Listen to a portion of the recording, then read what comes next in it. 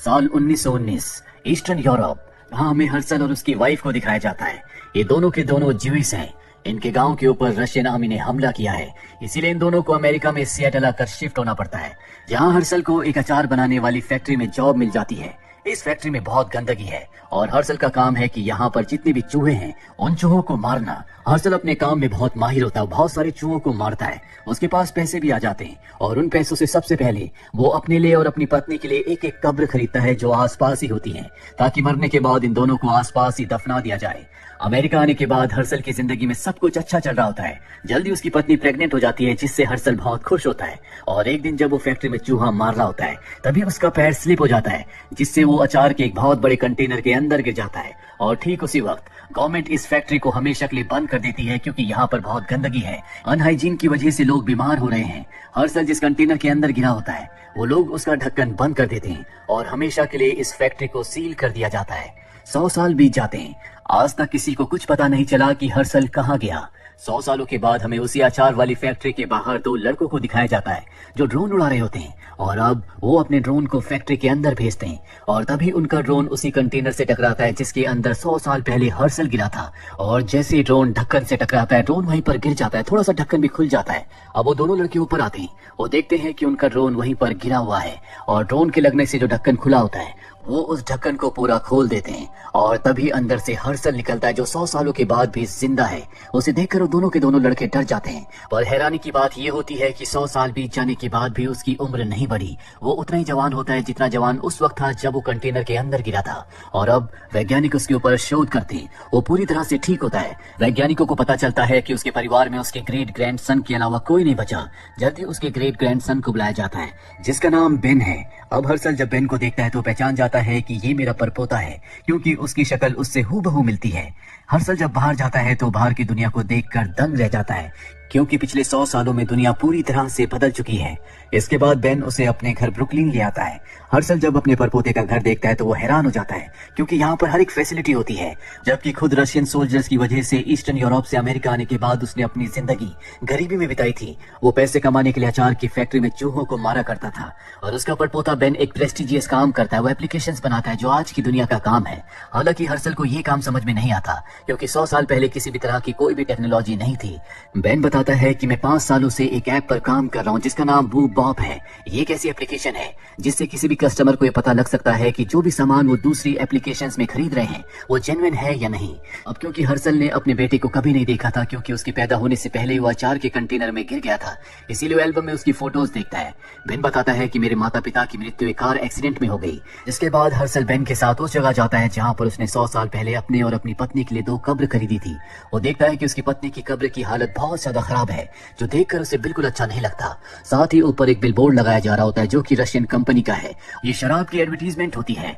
ये देखकर उसे 100 साल पहले का वो वक्त याद आ जाता है जब रशियन सोल्जर्स की वजह से उसे और उसकी पत्नी को ईस्टर्न यूरोप छोड़कर अमेरिका आना पड़ा था। इसीलिए वर्कर से कहता है कि तुम इस ऐड को यहाँ से हटा दो। पर जब वो उसकी बात नहीं मानते तो हर्सल उनसे हाथापाई करता है, जिस वजह से पुलिस उसे और बेन को अरेस्ट कर लेती है। बेन को अपनी और अपने ग्रैंडफादर की बेल के लिए अच्छे खासे पैसे देने पड़ते हैं।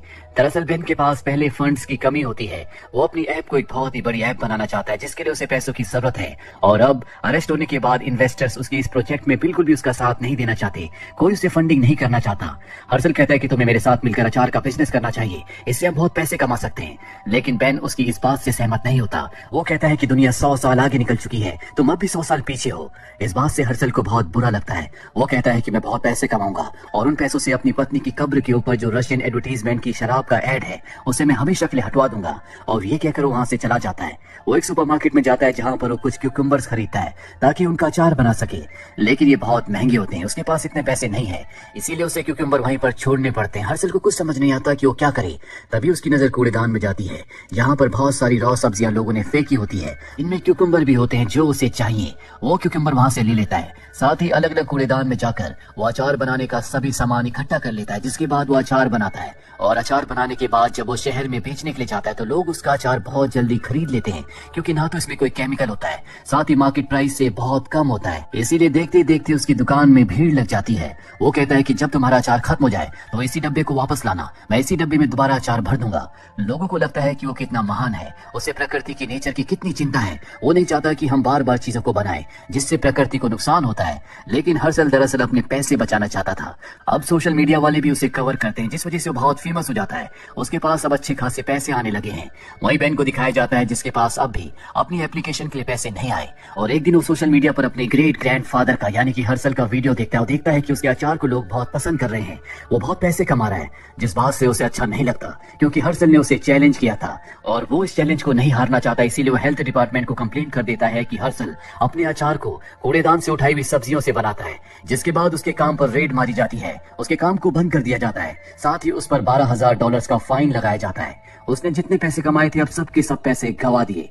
उसके 2 कस्टमर्स होते हैं जो उसे सलाह देते हैं कि तुम्हें हेल्थ डिपार्टमेंट के अकॉर्डिंग अपने अचार को बनाना होगा, जिसके लिए तुम्हें लोगों की यानी कि मैन पावर की जरूरत है, तुम्हें इंटर्न रखने चाहिए। ऐसे में ना तुम्हें उन्हें सैलरी देनी होगी, तुम उन्हें काम सिखाओगे और तुम्हारा काम भी हो जाएगा। हर्षल को लगता है कि बिना पैसों के कौन काम करेगा, ये तो एक तरह की बदवा मजदूरी हुई, लेकिन उसे ये आइडिया अच्छा लगता है। जिसके बाद वो इंटर्न के लिए एक इंटरव्यू रखता है। बहुत सारे लोग उसके पास काम करने के लिए आते हैं और अब उनकी मदद से वो हेल्थ डिपार्टमेंट की गाइडलाइंस के हिसाब से अचार बनाता है, जिसके बाद उसके अचार को चेक किया जाता है और उसके सभी सैंपल्स पास हो जाते हैं। अब क्योंकि उसके पास मैन पावर है, उसके पास काम करने वाले बहुत सारे लोग हैं, इसीलिए उसका बिजनेस बढ़ जाता है, बहुत सारे पैसे कमा लेता है। और उन पैसों से सबसे पहले वो उस बिलबोर्ड को खरीद लेता है जो उसकी पत्नी की कब्र के ऊपर है। साथ ही वो इन्वेस्टर जिसके पास बेन गया था, बेन चाहता था कि वो उसकी एप्लीकेशन में उसके काम में इन्वेस्ट करें, लेकिन वो बताता है कि मैं तुम्हारी एप्लीकेशन में इंटरेस्टेड नहीं हूँ, बल्कि मैं हर्षल के अचार वाले बिजनेस में ज्यादा इंटरेस्टेड हूँ। और अब हर्षल उस बिलबोर्ड के पोस्टर को लेकर बेन के पास जाता है। वो खुशी मनाना चाहता है क्योंकि उसने वो कर दिखाया जो करना चाहता था, साथ ही बेन की मदद भी करना चाहता है, लेकिन बेन उससे बहुत ज्यादा जेलस होता है। बातों बातों में हर्षल पोलैंड के लोगों के बारे में कुछ ऐसी बातें बोल देता है जो आज से 100 साल पुरानी थी, जो कि कंट्रोवर्शियल है। इस बात से बेन को एक आइडिया आता है। वो कहता है क्यों ना तुम अपना ट्विटर अकाउंट बनाओ और ये सभी बातें उस पर कहो। हर्षल उसकी बात मान जाता है और वो सभी बातें अपने ट्विटर अकाउंट पर बोलता है, जिससे उसके खिलाफ बहुत सारे लोग हो जाते हैं, उसके बिजनेस को बॉयकॉट करते हैं, जिसमें उसके अपने इंटर्न भी होते हैं, लेकिन वो अपनी स्टेटमेंट्स को, अपनी सोच को नहीं बदलता। धीरे धीरे कुछ ऐसे लोग भी होते हैं जो पुराने रीति रिवाजों से बहुत ज्यादा कनेक्टेड हैं, वो हर्षल को सपोर्ट करते हैं और अब हर्षल को एक प्लेटफॉर्म पर बुलाया जाता है जहां पर उसे कॉलेज के एक प्रोफेसर के साथ डिबेट करनी होगी। साथ ही ऑडियंस में जितने भी लोग हैं वो भी उससे सवाल पूछ सकते हैं। दरअसल क्रिश्चियनिटी फैलने की वजह से ही उसे ईस्टर्न यूरोप से अपनी पत्नी के साथ यहाँ पर आना पड़ा था। वहाँ भीड़ में बेन भी होता है जो अंधेरे का फायदा उठाकर उससे सवाल पूछता है कि क्रिश्चियनिटी के ऊपर आपको क्या कहना है। वो कहता है कि क्रिश्चियनिटी को फॉलो करने वाले पागल हैं। साथ ही वो जीसस के बारे में भी उल्टा सीधा कहता है, जिस वजह से वो लोग जो अब तक उसके साथ थे वो भी उसके खिलाफ हो जाते हैं, वो उसे मारने के लिए उसका पीछा करते हैं। हर्षल किसी तरह से अपनी जान बचाकर वहां से भागता है और एक गली में छुप जाता है। रात को टीवी पर न्यूज देखता है जहां पर बताया जा रहा होता है कि हर्षल को अब यूरोप वापस भेज दिया जाएगा क्योंकि वो गैर कानूनी तरीके से हमारे देश अमेरिका आया था, लेकिन वो अमेरिका से नहीं जाना चाहता। इसीलिए वो अपने ग्रेट ग्रैंडसन से यानी कि बेन से मदद मांगने के लिए जाता है। वो कहता है कि मैं ईस्टर्न यूरोप ना जाकर कनाडा जाना चाहता हूँ, जंगल के रास्ते में बॉर्डर पार करके कनाडा चला जाऊंगा, वहीं पर अपना बिजनेस करूंगा, मुझे इसमें तुम्हारी मदद चाहिए। बेन उसकी बात मान जाता है और अब अगले दिन दोनों के दोनों जंगल के रास्ते होते हुए कनाडा के लिए निकल पड़ते हैं। रास्ते में बेन के हाथ में चोट लग जाती है, जो देखकर हर्षल अपने कपड़े का टुकड़ा फाड़कर उसके हाथ पर बांध देता है। दरअसल वो बेन से बहुत प्यार करता है, हालांकि बेन के लिए उसके दिल में कोई जगह नहीं है। अब रात हो जाती है, बहुत ज्यादा ठंड होती है, इसीलिए हर्षल बेन को अपने गले से लगाकर सो जाता है। अगली सुबह ये बॉर्डर तक पहुंच जाते हैं, पर अब बेन को अपने ग्रेट ग्रैंडफादर हर्षल के लिए बुरा लग रहा होता है। वो उन्हें सच बता देता है कि मैंने भीड़ से तुमसे क्रिश्चियनिटी के ऊपर सवाल पूछा था क्योंकि मुझे पता था कि तुम इसका आंसर क्या दोगे। ये सुनकर उन्हें गुस्सा आ जाता है और वो बेन को एक पंच मारते हैं, जिससे बेन बेहोश हो जाता है और अब यहाँ पर आर्मी के लोग भी आ जाते हैं, लेकिन हर्षल छुप जाता है। उसके पास बेन का ट्रिमर होता है जिससे वो अपनी बियर्ड को काट देता है। वो हूबहू बेन की तरह लगता है, इसीलिए वो आर्मी वालों के पास जाता है और उन्हें बताता है कि मेरा नाम बेन है, मैं एप्लीकेशंस बनाता हूँ। उन्हें बेवकूफ बनाकर वो वहां से निकल जाता है, जिसके बाद आर्मी वालों को असली बेन मिल जाता है, लेकिन वो उसे बेन नहीं बल्कि हर्षल समझते हैं, इसीलिए उसे गिरफ्तार कर लिया जाता है। उसके ऊपर केस होता है। हालांकि बेन बताने की कोशिश करता है कि मैं हर्षल नहीं हूँ, मैं बेन हूँ, लेकिन उसकी बातों पर कोई विश्वास नहीं करता और उसे ईस्टर्न ईस्टर्न यूरोप, उसी गांव में वापस भेज दिया जाता है जहां से आज से 100 साल पहले हर्सल अमेरिका आया था। यहाँ पर किसी को इंग्लिश बोलनी नहीं आती। बेन बहुत ज्यादा परेशान होता है, इसीलिए वो ज्यूस लोगों के टेम्पल में जाता है। वही हर्सल को सब कुछ पता होता है कि बेन के साथ क्या हुआ। उसे बेन के लिए बहुत बुरा लगता है। वो बेन के घर जाता है जहाँ पर वो बेन की तस्वीरों को देखता है। वो देखता है कि बेन ने बचपन में एक स्केच बनाया था जो कि उसके मॉम डैड का था। उसने अपने डैड का निकनेम भूप और अपनी मॉम का निकनेम बॉब रखा था और यही नेम उसकी एप्लीकेशन का भी था, जिससे हर्सल को एहसास हो जाता है कि उसकी नजरों में उसकी फैमिली की कितनी इंपॉर्टेंस है। जबकि हर्सल को अब तक ये लगता था कि उसे अपनी फैमिली के नेम की कोई भी परवाह नहीं है। इसीलिए हर्सल तय करता है कि खुद वो यूरोप जाकर बेन को वापस लाएगा। वो यूरोप में अपने गांव के उसी टेम्पल में जाता है जो कि ज्यूस लोगों का है। वहां पर बेन होता है। वो बेन से माफी मांगता है और कहता है कि मुझे एहसास हो चुका है कि तुम्हारे दिल में अपने पेरेंट्स के लिए, अपने परिवार के लिए कितनी इज्जत है। तुम्हारे माँ बाप को तुम पर जरूर गर्व होगा।